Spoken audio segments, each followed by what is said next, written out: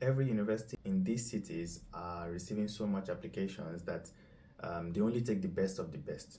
So if you truly care about getting the scholarship, then you would want to increase your chances by choosing universities that are less competitive. Undergraduate applicants do not have much work experience, so your letter of intent is the only place you can express yourself, what you want to do, the kind of dreams you have, the impact you want to make, what your future plans are, the kind of studies you want to carry out, explain your academic journey and explain what you plan to do after completing your academic journey. Especially for masters and PhD applicants, you need to be very, very strategic with the course you are choosing and the lecturers you want to work with. I think you need to do a lot of research, sincerely.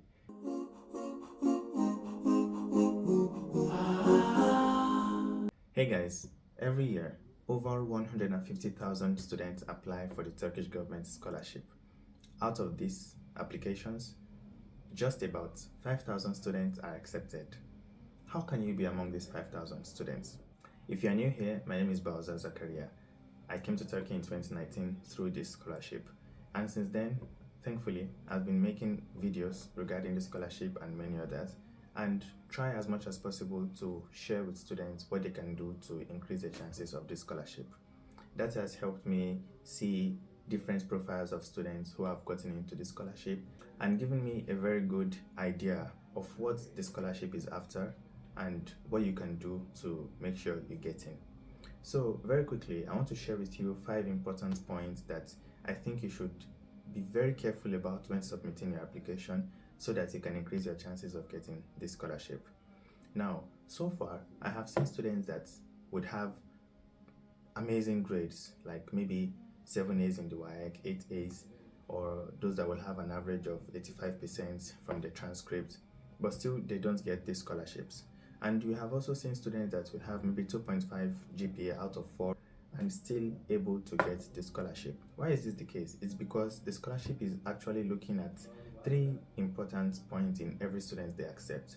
So number 1 is your academics, number 2 is your letter of intent, and number 3 are your extracurricular activities. So they basically want students that, they have combined these 3 areas perfectly.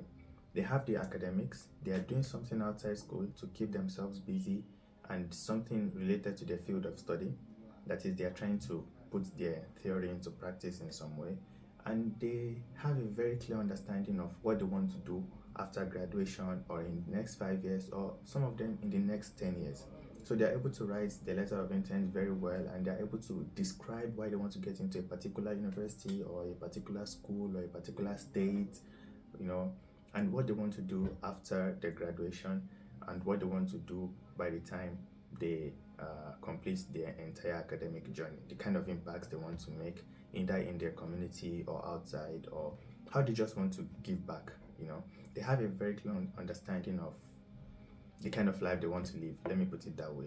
So these are the 3 areas that the scholarship looks at in a student before saying that, okay, yes, we accept this student. But what is the first point of contact? So number 1, the scholarship looks at your academics. That is the first thing you present to them. That is the first thing that really matters. On the website, they have stated that 70% is the minimum requirement for all departments except medicine. Alright, so what does that mean? A lot of people usually ask me, how do they calculate 70%? What is 70%? I understand you, I feel you. I don't know how they calculate it too, but I've come up with a strategy. There's a grading system in your school or in your country, and they have been accepting students from all over the world, so they know the grading system in every country. So how do you perform according to that grading system? If you try to calculate your average, what is it? So if you think you're above 70%, then you're good to go. If you think you may be above 70% and still want to be sure, then maybe you can try to do the mathematics on your own. So in your country, for example, let's say you use the GPA system over 5 instead of over 4. That means you calculate your GPA, whatever GPA you have, all over 5 and multiply it by 100. If it is over 4, for example, and you have 2.67 GPA, what do you do? 2.67 divided by 4, let me use my calculator, that gives you 0.6675. So you are very close to 70, but unfortunately you are not at 70 yet. And this should not deter you. In my opinion, for students who are just a little bit above 70 or just a little bit below 70, or even students who are above 80 and feel like they want to increase their chances of getting into their own department, what you should do is take standardized tests. There are two main tests I recommend for students: the SAT for undergraduate applicants and the GRE for postgraduate applicants. It takes some time to prepare for this test. It takes money, and I know too. So not everybody can take this test. But if you can prepare well and you can take the test and try to get a good score in this test, that will be a good way to boost your academic part. Now let's move to the next important part. Number two, ensure you have a good letter of intent. A letter of intent that properly answers the questions they have stated in the application and that truly reflects who you are. A lot of you write letter of intent with AI, ChatGPT. It's very easy to detect. So they know when you write originally and they know when you don't write it by yourself. They can tell. For undergraduates and postgraduates, I have two advice. Undergraduate applicants do not have much work experience, so your letter of intent is the only place you can express yourself, what you want to do, the kind of dreams you have, the impact you want to make, what your future plans are, the kind of studies you want to carry out, Explain your academic journey and explain what you plan to do after completing your academic journey. This is what they expect to see in your letter of intent. And the truth is, a lot of students are not able to write this well because they don't really know, they are not able to decide on what they want to do.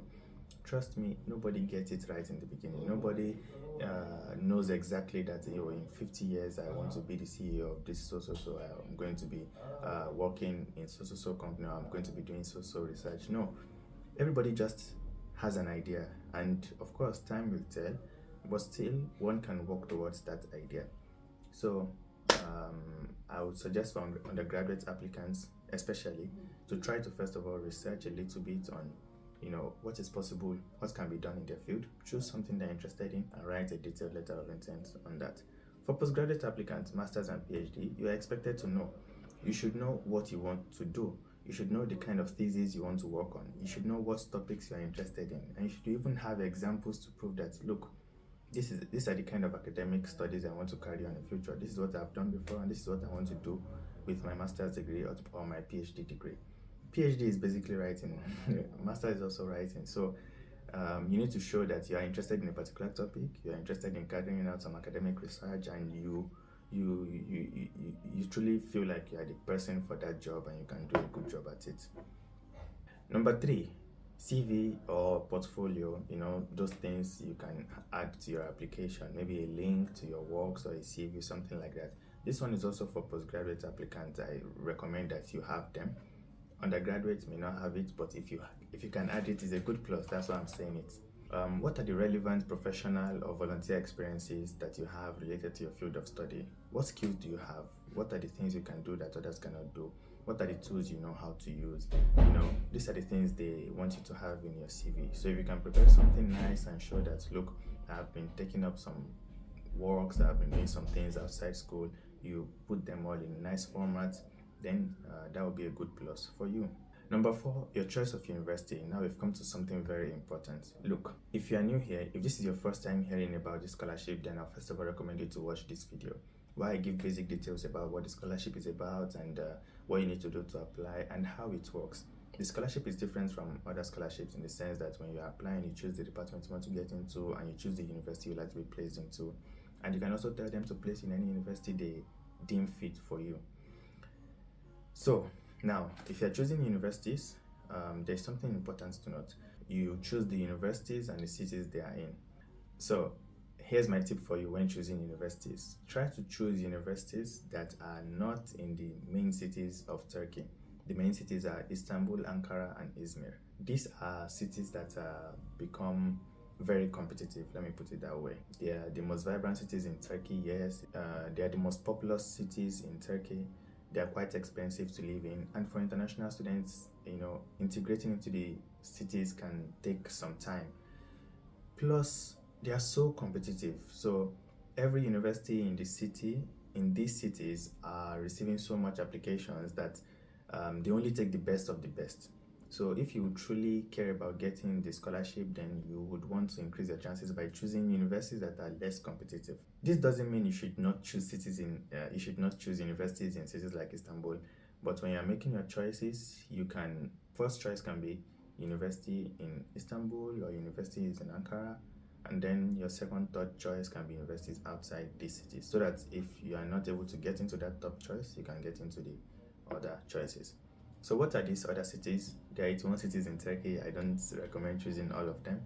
The ones that I feel like you would have a good time in, have good international students communities, the weather is good. Yes, because is either too much cold or too much heat.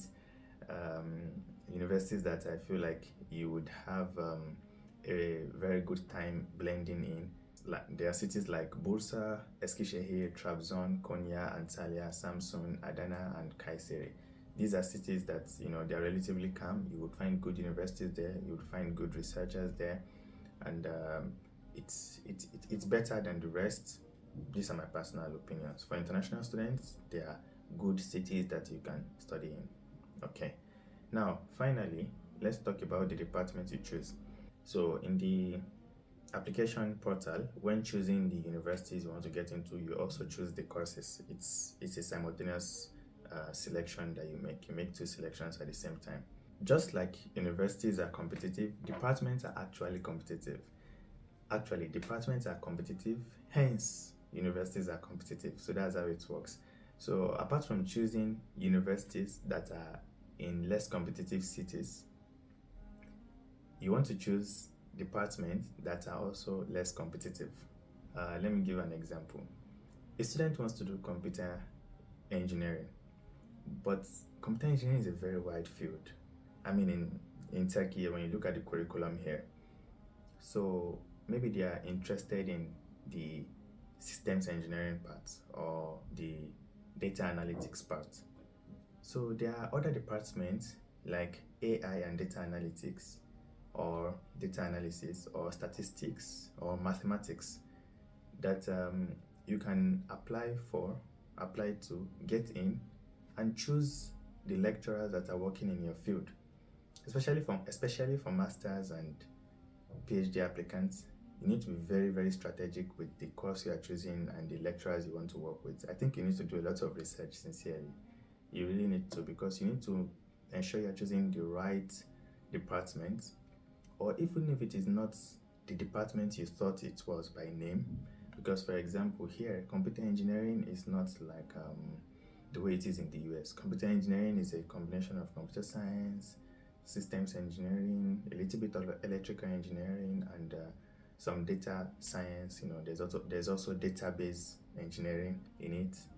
International relations is not just the international relations in your country. It may include other areas. Journalism may include other areas. Public policy may include other areas.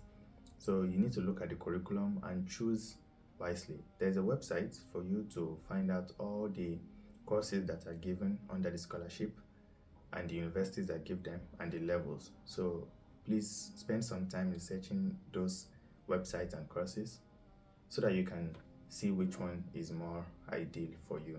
But I would like to mention some departments that I feel like are less competitive compared to computer engineering, medicine, journalism, international relations. Compared to these 4 very competitive departments under the scholarship, others I would recommend are information science, management science, public health, microbiology, geology, accounting, physiotherapy, agricultural economics, automobile engineering, statistics, economics itself, maritime studies, archaeology, and all departments in the Faculty of Education.